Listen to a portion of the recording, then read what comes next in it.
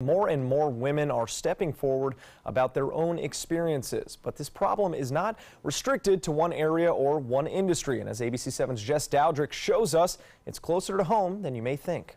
It's that Vegas style, what happens in Tallahassee stays in Tallahassee. As an activist for years, Susan Nylon has been around the sexual scandals that surround the state capitol. As a woman, the first thing you notice is that you're judged upon your appearance. It's really important to get somebody's attention because you're among a lot of, shall we say, a lot of suits. And so it's implied that in order to stand out, it's not just the argument that you're giving, but it's how pleasant you are, what you look like, who you spend time with. The relationships that you build tend to be more important than the issue that you're up there for. She calls it degrading. Tallahassee is a completely different animal.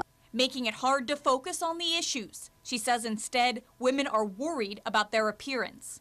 How you see the behavior of our representatives up in Tallahassee are quite different than what you would see down here. Playing out right now in Tallahassee, State Senator Jack Latvala, who's seeking the Republican gubernatorial nomination, is fending off allegations he groped and harassed at least 6 women. Democratic Senate leader Jeff Clemens just resigned his office after acknowledging an extramarital affair with a lobbyist. And on the heels of Clemens' resignation, an investigation is launched after a camera is found by Senate Majority Leader Oscar Brainon in the hallway of a condo building where he and other lawmakers live in Tallahassee. I'm not surprised about any of it.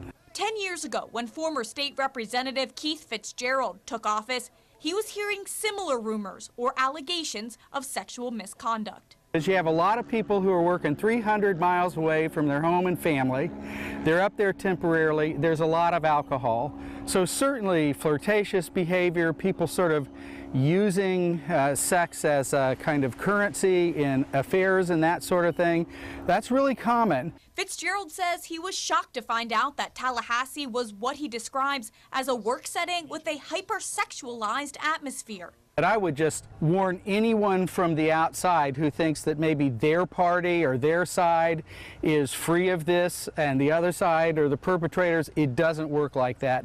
There are bad actors and there are good actors on both sides of the aisle. But current state lawmakers seem to see it quite differently. State Representative Joe Gruters of Sarasota says the allegations are being portrayed as a rampant issue in Tallahassee when that isn't the case. Always have to wonder when people come out, especially if you're running for higher office or if you're trying to do something specific, if it's motivated by a true intent to rid this building of bad people, or if it's politically motivated to eliminate one of your political opponents. But regardless, if the allegations are substantiated, Gruters wants to see those lawmakers out of the state capitol. At the end of the day, the legislature should have a zero tolerance policy. We should try to focus on making sure that all allegations get fully investigated and that we take care of any problem areas that we have. That was ABC 7's Jess Dowdrick. Thank you very much, Jess.